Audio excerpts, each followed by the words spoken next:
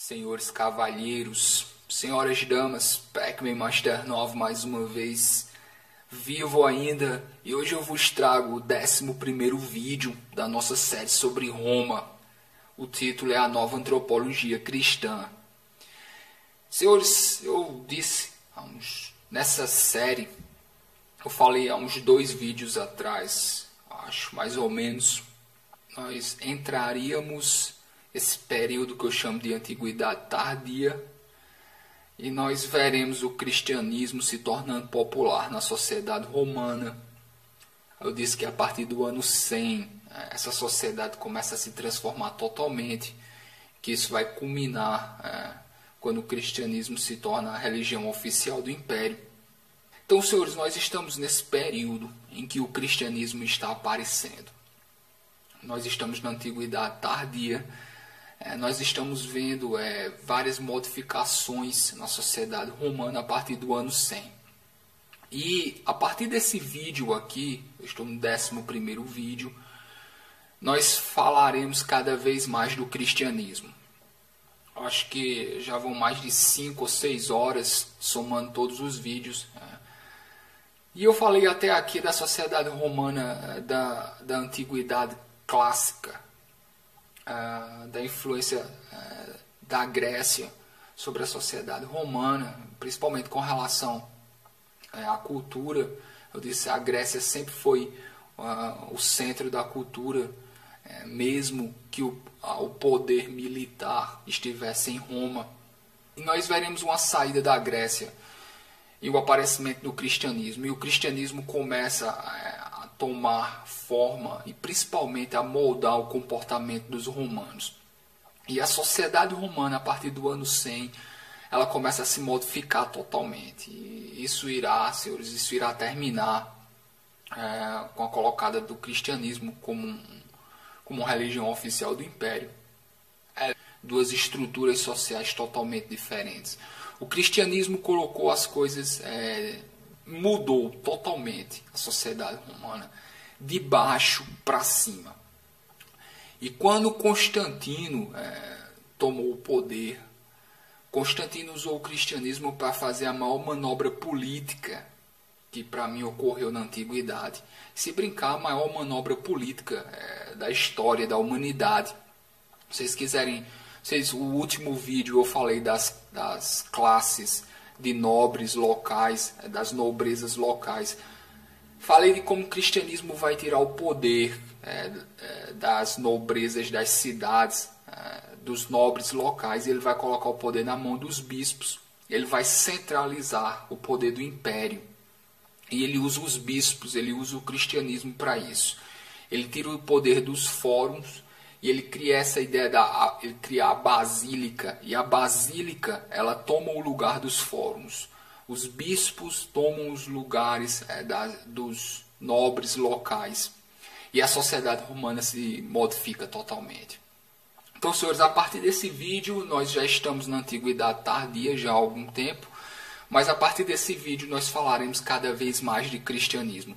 Da gênese, do aparecimento do cristianismo na sociedade romana. E como lentamente ele vai modificando totalmente o império.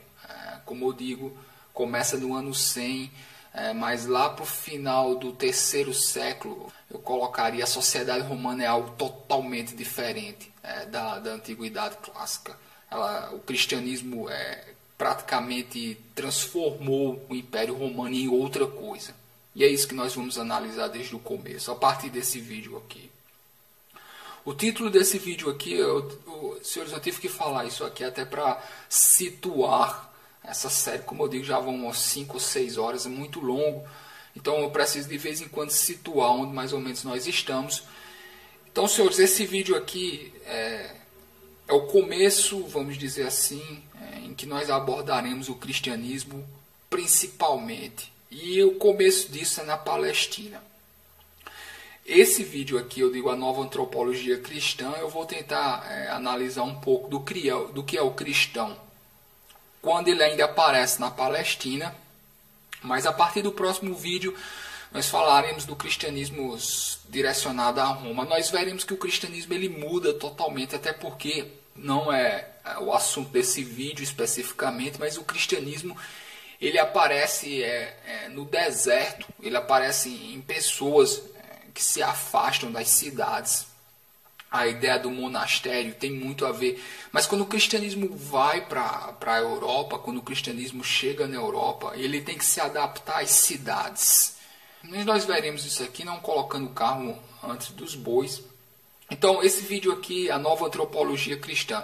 O cristão ele é uma pessoa diferente, no sentido que Nietzsche havia abordado. Nós veremos aqui a ideia de que os cristãos ele têm um modelo diferente da pessoa humana. Mais uma vez, nesse vídeo nós abordaremos o aparecimento da psicologia cristã na Palestina, entre os judeus, tá ok? E mais para frente nós veremos como eles vão chegar na Europa. Nós estamos falando do cristão aqui, mas ele ainda é judeu, vamos dizer assim. Modelo diferente da pessoa humana é que o cristão coloca o coração à frente da cabeça. Eu falei aqui para vocês que a sociedade romana é uma sociedade extremamente racionalista. Falei que os romanos eles querem aparentar, eles querem aparecer como pessoas sóbrias, como pessoas sérias. Eles não querem nunca, jamais, principalmente os nobres, aparentar que eles agem, que eles fazem alguma coisa movidos por emoção. Falei aqui no último vídeo, essas pessoas têm um controle extremo dos gestos, inclusive da respiração. Porque é esse controle extremo dos gestos que diferencia os nobres, que diferencia as pessoas públicas. E eles têm que agir sempre com a cabeça, jamais com o coração. Eu falei aqui que, inclusive, você procurar demais as mulheres, como um homem é visto como efeminado quando ele faz isso. Que se apaixonar é uma doença para o romano. Pessoas apaixonadas, elas estão doentes. Então você imagina o quanto isso é diferente do modelo que os cristãos colocam. Colocando o coração à frente de tudo. Essas pessoas, eles veem intimidade como algo negativo. O cristão, ele é uma pessoa que deve ter o que eles chamam de... Ele deve ser simples de coração. E, senhores, ele não pode esconder nada da comunidade dele. Porque isso é uma diferença grande aqui. Eu falei aqui, mesmo entre as confrarias são essas reuniões nas tavernas, no Império Romano, mesmo as confrarias, que são os grupos, existem milhares em Roma, são extremamente populares. O cristianismo, de certa forma, ele vai aparecer em Roma, na cidade de Roma. Ele vai aparecer quase como uma confraria, depois ele se tornará a maior confraria entre elas. Mas mesmo entre as confrarias, você entende que pessoas tenham intimidades, tenham segredos com a família e tal. O que para mim diferencia o cristão, primeiramente, é que dentro da comunidade dele não haverá segredo entre os membros. O cristianismo ele coloca a intimidade como algo negativo, até porque ele diz que Deus vê todas as ações, não há como você esconder nada. E o cristão já entende você esconder algo como algo, ter algum tipo de intimidade como algo negativo.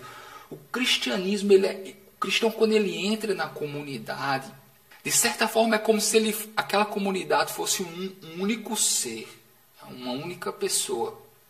E eles vão dividir tudo. E vocês verão que esse é o centro do interesse de alguns poderosos no cristianismo. Porque eu colocando aqui como ideia principal, se essas pessoas dividem pensamentos até, todos eles, essas pessoas não podem ter, eles têm que ter o coração totalmente aberto, pelo menos dentro da comunidade. Dentro da comunidade eles precisam ter um coração totalmente aberto. Essas pessoas dividem os bens deles. Então, você vê que mesmo nas primeiras comunidades cristãs, você vê que já haveria uma gerência de bens. Até porque as pessoas que entravam na comunidade, muitas vezes eles doavam o que eles tinham, até como uma espécie de demonstração de desprezo ao mundo. Quando o cristianismo chegar na Europa, essas doações aos pobres, elas se tornaram extremamente populares.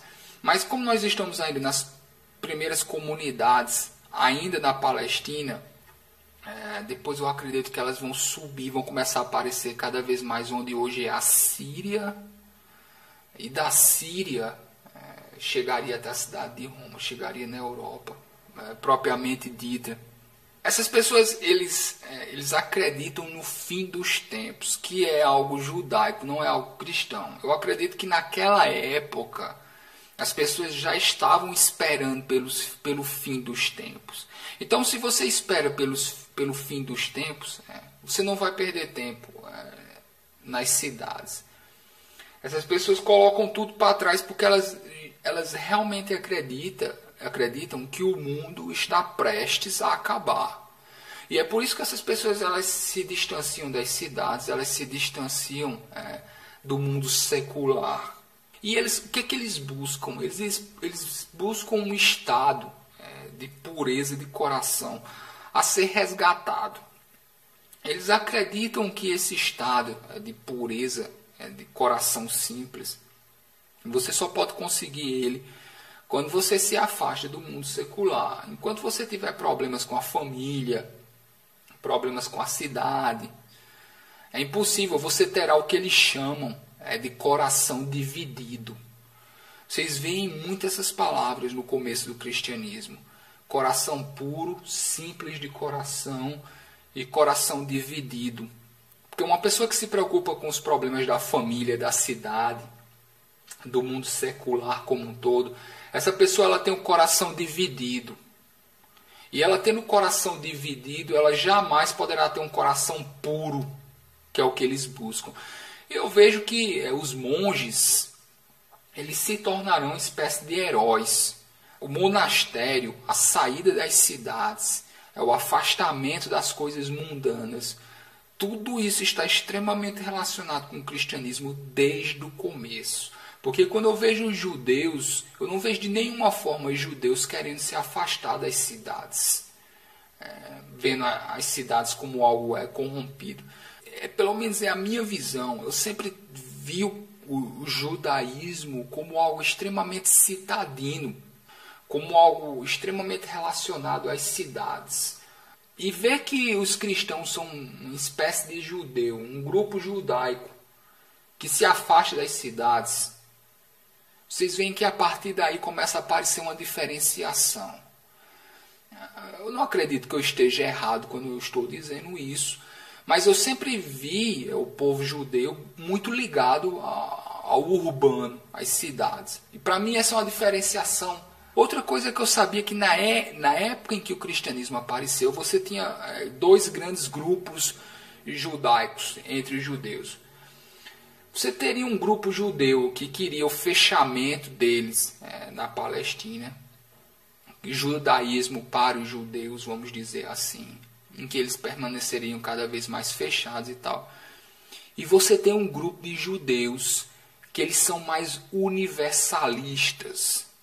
Esses judeus, eu poderia chamar eles de judeus helênicos. São judeus que aceitaram a cultura helênica.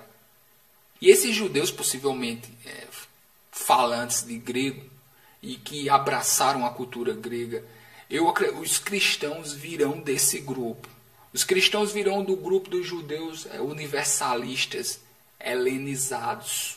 A comunidade judia de Roma sempre foi muito grande. Mesmo antes do aparecimento do cristianismo, muito antes, sempre houveram judeus em Roma, muito antes do cristianismo. Aliás, em toda a Europa, nós sabemos até que já na época de Roma antiga, você tinha judeus, onde hoje é a Inglaterra, por exemplo, centenas de anos antes do cristianismo. Judeus eles já rodavam o mundo todo. A ideia de que os judeus se dispersaram única e exclusivamente por causa de uma diáspora é totalmente falsa. Totalmente falsa. Houveram várias diásporas, eles saíram e voltaram várias vezes. Mas o povo judeu, ele sempre andou muito, ele sempre esteve entre outras culturas, muito antes do cristianismo. Nós temos relatos aí de judeus, já na antiguidade, que chegaram onde hoje seria a China. Então, muito antes do cristianismo, você já tem comunidades judaicas espalhadas pelo mundo todo, pelo mundo conhecido, vamos dizer assim. Então, é muito lógico que esses judeus, eles começassem a ter, a partir de um determinado momento, uma visão universalista, global. Não só para os judeus da Palestina. Não só para os judeus, eu diria até do Oriente Médio. E você começa a ter esse grupo judaico helênico, judeus helenizados, universalistas. E os cristãos virão daí. E obviamente que eles terão um problema com aqueles judeus, vamos dizer assim, os que seriam mais nacionalistas, vamos dizer assim, que diriam que o judaísmo deveria ser algo fechado na Palestina, para judeus, por judeus, eu diria mais nacionalista, etnicamente fechado, conservador, vamos dizer assim. Então esses grupos dos cristãos, eles saem das cidades. E não muito distante, mas eles começam a viver próximo às cidades, mais nos desertos. E as comunidades cristãs, elas nunca se afastaram para lugares totalmente isolados, tá ok? Mas eles não vivem nas cidades. Eles pelo menos se afastam um pouco, eles permanecem próximos. Isso é muito importante lembrar. Porque se eles quisessem realmente, eles teriam ido para lugares completamente isolados e tal. Não, eles se afastam um pouco, tá ok? Eles saem das cidades, eles não estão dentro delas, mas eles estão sempre próximos. Estão ao redor das cidades, mesmo que isso seja deserto, tá ok? E esses monges, eles serão os novos heróis, vamos dizer assim, dos aldeões próximos a essas cidades. Essas pessoas que saíram das cidades, essas pessoas que colocam o celibato, essas pessoas que colocam a pureza de coração, essas pessoas, eles quebram várias diferenças sociais. Mais uma vez, eles se ligam aos escravos e aos servos. Eles têm uma visão universalista. Então, o problema não é se eu sou grego, se eu sou judeu, se eu sou sírio, se eu sou egípcio, se eu sou etíope, se eu sou ibérico. O que me diferencia é se eu sou cristão. Então vocês veem que o cristianismo ele quebra diferenças sociais, eu diria até étnicas. Porque entre os escravos e entre os servos não faz a mínima diferença onde você nasceu. Essa grande associação de pessoas que não são nobres, que não têm ancestralidade. Essas pessoas se unem em uma comunidade. E dentro dessa comunidade não faz diferença de onde você veio. Isso é muito interessante no cristianismo. Porque isso vai mostrar por que muitos escravos e muitos servos vão se tornar interessados. Porque as religiões, elas são as religiões da elite. Os deuses são os deuses da elite dos senhores no antigo paganismo. Então não haveria razão nenhuma para o escravo, para o servo, louvar os deuses dos senhores. Se ele é um escravo, se ele é um servo. Nós vemos que nós temos esse grupo de pessoas que são socialmente vulneráveis. Não são só escravos e servos, não. Então, okay. As pessoas dizem que o cristianismo tem muito a ver com a escravidão, óbvio. Não haveria a gênese da sociedade cristã se você não tivesse o gigantesco exército de pessoas socialmente vulneráveis, em que se unem e que formam uma grande comunidade. E dentro daquela comunidade, as diferenças sociais elas não valem mais. Entendeu por que eles se sentem tão atraídos por esses grupos? Então essas pessoas são escravos, são servos. mas também são pequenos trabalhadores. São pessoas, como eu digo, socialmente vulneráveis. Eles não têm a família por trás deles para proteger eles. Aliás, eles não têm a família por trás nem para pagar pelo velório deles. Eu falei aqui das confrarias no Império Romano, que elas enterram os seus. Isso é algo que eu vou falar muito ainda, mas muitas pessoas vão se associar aos cristãos, vão entrar no grupo dos cristãos, quase como se estivesse abraçando uma nova família, porque essas pessoas eles não têm família, tá ok? São servos, são escravos, são pequenos trabalhadores. Quando eu coloco família aqui, eu estou falando família no sentido de clã, de antiguidade, tá ok? Não é família como nós entendemos hoje, pai, mãe, não, aquele núcleo na sua casa. Estou falando família, aquele clã que protege você, aquele clã pelo qual você trabalha e tal. Essas pessoas que se unem aos cristãos, eles não têm isso. Eles não têm um clã por trás dele. Mais uma vez, são escravos, são servos e são pequenos trabalhadores. Eles podem ter maridos, esposas, filhos, mas eles não têm uma família, como coloca aqui, família no sentido antigo, da antiguidade. Vocês entendem como eu venho falando de família, né?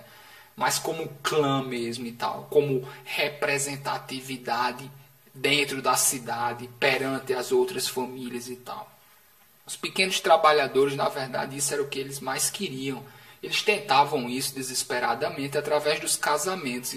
Então, senhores, os socialmente vulneráveis, as pessoas que sustentam a cidade, mas a cidade não é para elas, vamos dizer assim.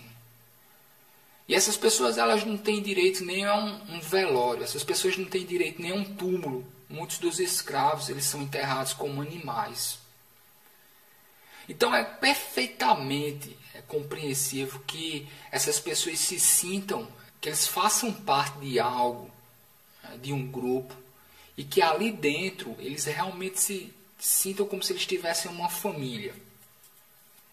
E aquele grupo cristão, inclusive, senhores, vai dar uma razão para a vida deles. Porque nós vemos que o cristianismo coloca o escravo acima dos senhores, coloca a humildade, vamos dizer assim, toda a bagagem, todo o conteúdo ideológico cristão, vocês veem que ele está muito associado à escravidão, à servidão. A ideia de humildade, a ideia de que os humildes serão senhores no céu. A ideia de que vocês veem que existe sim uma mentalidade do escravo, do servo, de tudo aquilo que ele deseja, de tudo aquilo que ele quer. E o cristianismo apresenta isso para ele. Ele diz que ele será um escravo aqui, mas que ele será um senhor no paraíso, no céu. Diz que os humilhados serão exaltados. Diz que os puros de coração, senhores, os pacíficos. Nós vemos que a sociedade romana, os nobres, eles gerenciam a sociedade através de guerra. Então, senhores, imaginem, vocês veem como a ideologia cristã ela está totalmente de acordo com a visão dos escravos e dos servos, não dos senhores. Os senhores querem guerra, os senhores querem sangue, porque a sociedade ela se move com isso. Mas guerra e sangue não é lucrativo para os escravos, para os servos e mesmo para os pequenos trabalhadores. Essas pessoas não têm terra, eles não têm família, não, eles não têm clã. Tudo que essas pessoas querem é paz. Tudo que essas pessoas querem é poder trabalhar em paz até o dia da morte. Eles não querem glória como os senhores querem na conquista de terras. Senhores, o ponto central desse vídeo, talvez a ideia mais importante até aqui é a seguinte. O cristianismo ele vai modificar a sociedade romana porque ele cria um novo tipo de clientelismo. Eu falei aqui, se os senhores não sabem o que é clientelismo, eu falei desde os primeiros vídeos. A sociedade romana ela é moldada em cima do clientelismo. Eu sou o Senhor, eu tenho meus clientes. Eu falei aqui como os clientes se reúnem na casa do Senhor todos os dias pela manhã, para fazer o obséquio e tal. Senhores, estão nos vídeos passados e tal. O cristianismo, ele coloca uma nova forma de clientelismo. Os senhores abandonam a forma antiga de clientelismo e eles começam a dar esmolas. A ideia da esmola começa a aparecer. Porque, eu disse, todos os dias os clientes se reúnem em volta da casa do Senhor. E muitos deles vão receber uma moeda. Isso vai servir para eles se alimentar durante o dia. Isso entre os clientes. Então, cada senhor tem seus clientes diretos.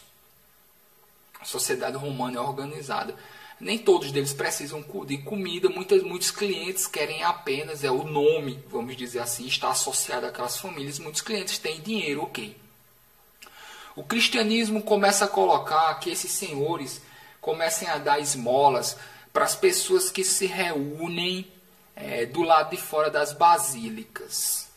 Então muda totalmente aqui. Antes eu tinha os meus clientes, as pessoas a que eu confiava. Algumas dessas pessoas com dinheiro, outras não. Uns escravos esfomeados. Eu podia ter clientes, até pessoas importantes. Essas pessoas se reúnem ao redor de mim, na minha casa. A partir do cristianismo, eu vou começar a dar esmola lá na basílica. Vocês veem que é diferente. A partir do cristianismo, você espera que os senhores eles distribuam esmolas entre os pobres. Vocês veem que é uma nova forma de clientelismo. A igreja, as basílicas, começa a aglomeração de miseráveis ao redor da basílica. Em cada uma dessas grandes cidades haverá uma basílica. E o bispo vai ser a mão do imperador ali. O bispo não só a mão do imperador, mas o bispo ele vai subjugar totalmente as elites locais. E os clientes começam a parar de se reunir na frente da casa dos senhores. E você começa a ver cada vez mais o exército de miseráveis na frente das basílicas. Os senhores vão estar subjugados ao bispo, vão frequentar essas basílicas e a ideia do dinheiro que ele dava aos clientes, a ajuda que eles davam, cada vez mais isso começa a ser trocado pela esmola. Só que mais uma vez, quando eu entrego uma esmola, o dinheiro sai do meu bolso. Mas se eu estou entregando uma esmola na frente de uma basílica, é como se a igreja estivesse dando aquele dinheiro. Assim, as basílicas elas começam a se tornar centros de poder realmente. Elas substituirão os fóruns como grande centro de poder nas cidades romanas. Assim como os bispos substituirão as elites locais. Antes das basílicas, você teria a ideia do fórum. Como o fórum e o teatro. Como os grandes centros públicos, vamos dizer, onde a vida da cidade ia se desenvolver. Inclusive da educação dos jovens. Isso vai para as basílicas. Tá, ok. Esses monges, eles são conhecidos pela sua austeridade sexual. Como eu digo, entre os primeiros cristãos, essas pessoas que têm austeridade sexual, que se afastam da cidade, eles são vistos praticamente como heróis, tanto homens como mulheres. E a partir do cristianismo é que você tem a visão das virgens e das viúvas. Extremamente inteligente. Mais uma vez, toda vez que eu vejo como o cristianismo se desenvolveu na sociedade romana, eu vejo, senhores, uma nova forma de gerência pública.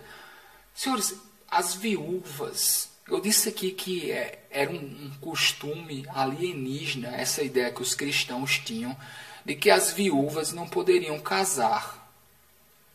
Agora, por quê? Porque é o seguinte, senhores, as viúvas, muitas vezes, elas têm herança, elas têm muito dinheiro. E muitas vezes essas viúvas, elas vão se devotar totalmente à comunidade, às comunidades cristãs.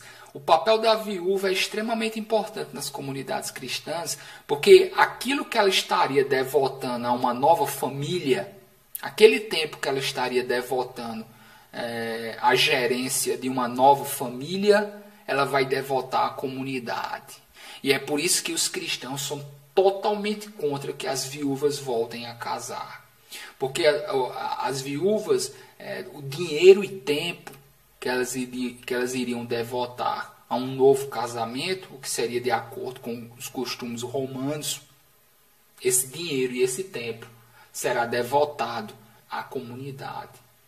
Então nós vemos aqui, por exemplo, o bispo, você tem um grupo gigantesco de viúvas ao redor dele. Ele se torna praticamente como uma espécie de guia para elas. E ele vai saber usar a influência dessas. Muitas dessas mulheres são mulheres ricas, mulheres extremamente ricas. Não vão voltar a casar. Se elas se tornaram cristãs, elas não vão voltar a casar. E elas vão dedicar tempo e dinheiro à comunidade. Muito inteligente por parte dos bispos.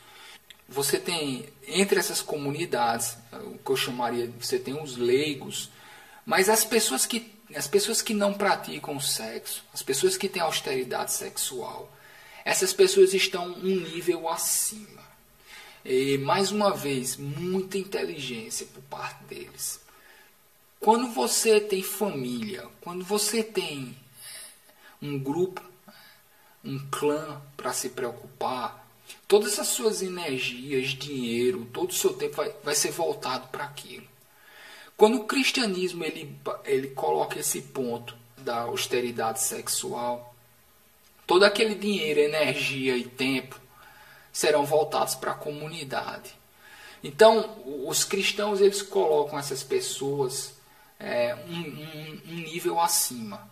Mesmo se você for casado, mesmo se você for uma pessoa nobre, senhores, hoje nós vemos pessoas casadas, você tem sua esposa, seu marido, e nós vemos isso como algo nobre hoje em dia. Mas os cristãos eles batem muito nessa tecla da austeridade sexual. E as pessoas que não fazem sexo, elas estão um degrau acima. E aí você tem as viúvas, você tem as mulheres virgens e você tem os devotos. Mesmo pessoas que não são monges, mas essas pessoas praticam austeridade sexual. Essas coisas começam a ser valorizadas dentro da comunidade cristã. De acordo com uma visão pagã, vamos dizer assim, eu sou um romano, não cristão, e eu vejo esse grupo, essas pessoas novas aparecendo na cidade, esses grupos.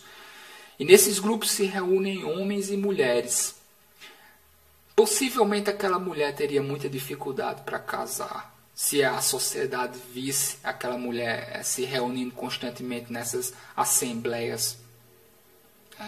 Então eu coloco a austeridade sexual também até como eles queriam aparentar uma austeridade sexual. Até para dizer que mulheres cristãs também poderiam casar.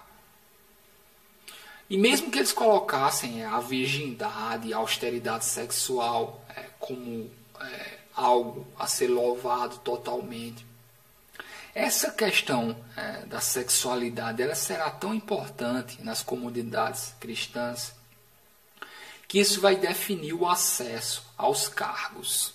O acesso aos cargos dentro das comunidades cristãs é ditado pelo celibato. Mais uma vez, esses cristãos eles pensam muito nessa questão da família. E aquela ideia do coração dividido, ele vai dizer que todo aquele tempo, amor, energia, dinheiro, tudo aquilo que seria dedicado a uma família será dedicado à comunidade. E dentro da comunidade, as pessoas que têm completa austeridade sexual, elas estão um degrau acima. Isso é o que chama a atenção dos cristãos, principalmente na visão dos pagãos, principalmente na visão dos romanos. Então eles colocam essa austeridade sexual quase como se fosse um emblema na comunidade deles. E, senhores, eles farão de tudo para que todo dinheiro, todo recurso, todo tempo que essa classe dos socialmente vulneráveis dedicaria a uma pequena família, isso será dedicado à comunidade. Eu acredito que por hoje está ok. O próximo vídeo eu continuo falando do aparecimento da igreja como instituição, mais especificamente da influência política que ela vai causar e tal. Quero lembrar vocês que tem os links aí. Lembrem de curtir a página no Facebook para que vocês recebam as atualizações. Lembrem em clicar lá, adicionar a lista de interesses. Senhores, tem links aí embaixo. Tem o meu canal pessoal, tem o meu canal de música.